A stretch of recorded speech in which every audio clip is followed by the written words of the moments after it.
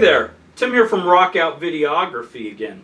I have here the cheapest wireless unit I could find. It's selling right now on Amazon for $15.59. Is it any good? Is it worth the 15 bucks, or is it just a waste of time? What would you use it for if it was worth the 15 bucks? Well, stick around. I bought one of these cheap systems and I've been using it for over a month now.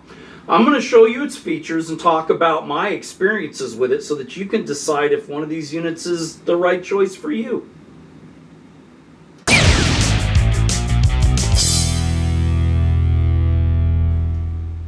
We've already discussed the history of guitar wireless systems in our review of the Joyo JW03 system, so I'll skip all that and I'll summarize by saying that guitar wireless systems have evolved considerably from the bulky units I first encountered in the 1990s and are now much smaller and much more affordable.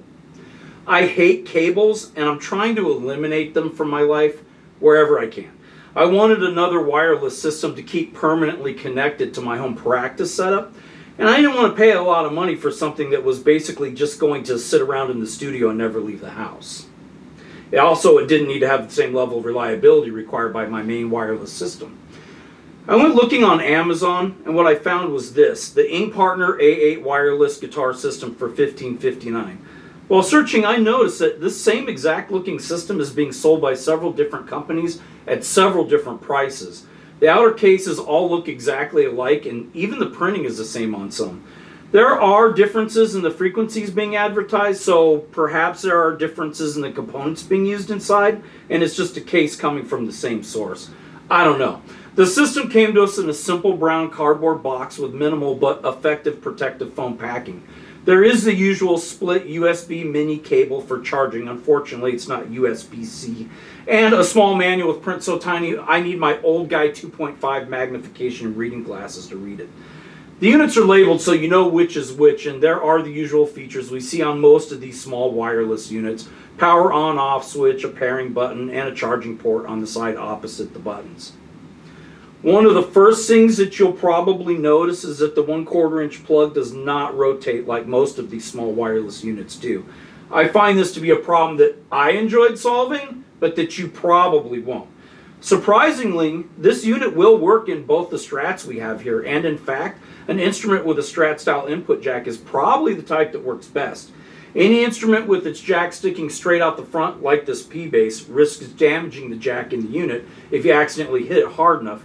And on instruments with Telecaster style input jacks on the bottom, I think the risk of damage is even greater. Since I wanted to use this with my Squier Affinity PJ bass that has a Tele style input jack, I had to find a workaround. Since I had this 1/4 inch male to female patch cord in my box of random cables, I used a few of the Velcro cable ties I have to make this strap harness for the patch cable and transmitter unit. I love tinkering and doing DIY stuff, so for me this was fun, but for most people this is just going to be extra added hassle and expense. If you have to buy a patch cable and some Velcro to make this thing work, you might just as well buy a more expensive wireless that doesn't have this design issue. Alright, I need to do some business here for a minute. Do me a favor real quick if you would, and hit the subscribe and like buttons. This helps us reach our subscriber goal and get our videos out to more people that are interested in audio, video, and music production. We've also used our newly acquired merch store privileges to create the Nerd Space Continuum. This is where we're offering unique, original, nerdy music, sci-fi, and fantasy themed designs, like our latest design, this guitar themed t-shirt. You can check out our merch store below if you're into nerdy t-shirts. Thanks. This system is advertised as having a 100-foot range. However, some of the reviews on Amazon claim it's much shorter. It has very briefly cut out on me or crackled a few times when I was sitting right next to the receiver. This hasn't been an issue for me in the context of my daily practice sessions, but its lack of reliability makes me doubt trusting it for any serious work. We decided to test the system's range with our usual method. We took it out to the front porch with our Joyo MA10B mini bass amp, Samuel's P-bass, and a measuring wheel. I was surprised that the range was as good as it is. Samuel thumped on the bass while walking down the path through the park and made it to about 95 feet before I noticed any breakup of the signal. After reviewing the video, it seems it may have had some small issues before 95 feet, but it was still further than you would probably ever need it to go. We used a measuring wheel to check the distance. The Joyo wireless units only made it about 85 feet or so.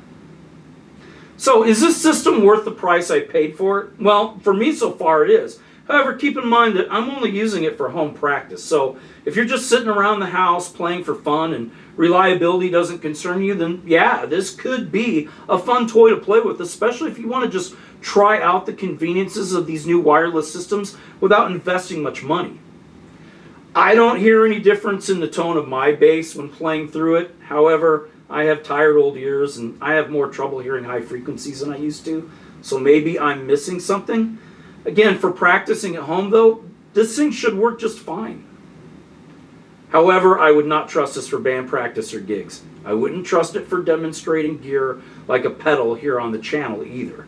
I'm afraid it might cause me to have to shoot additional takes and waste time if it cut out or crackled while I was filming.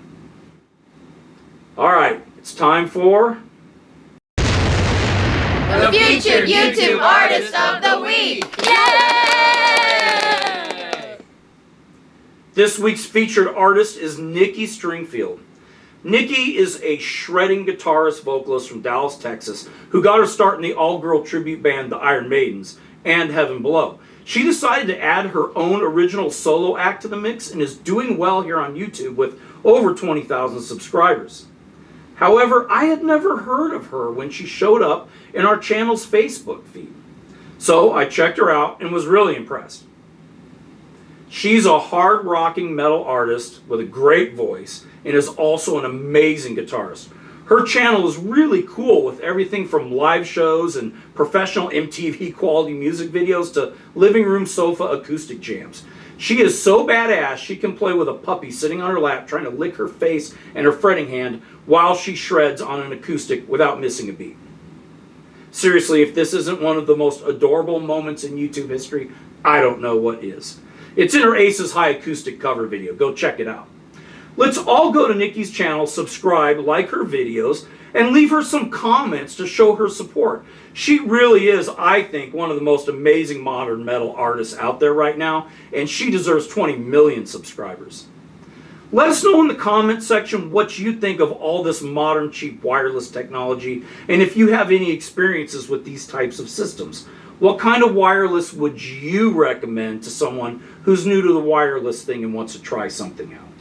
Again, thanks to everyone who's been subscribing to the channel, liking our videos, and interacting with us in the comment section. It's because of you that the channel's been growing and that we were finally able to make our nerdy t-shirt project a reality. Until next time, as always, have a great day.